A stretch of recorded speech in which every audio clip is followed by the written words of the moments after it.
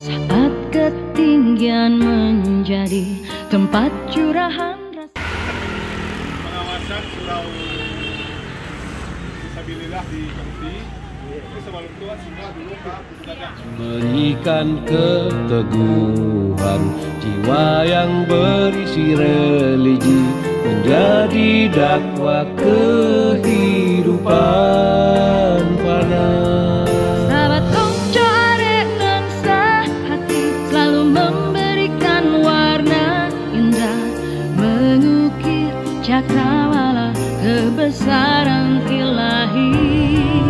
Indahnya alam terbentang, silaturahmi yang terjaga, menjadi nuansa indah pertemanan. Berharap Korsa bisa menjaga amanah yang dititipkan dan menyebarkan kebaikan ke seluruh penjuru alam. Oh.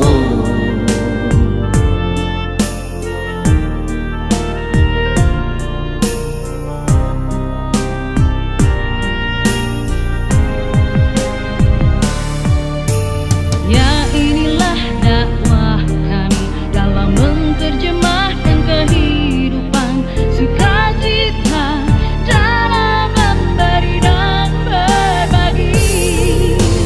Penuh rasa syukur, tak tiada terperi, menusuk dalam jiwa yang bahagia. Astabikul khairat, astabikul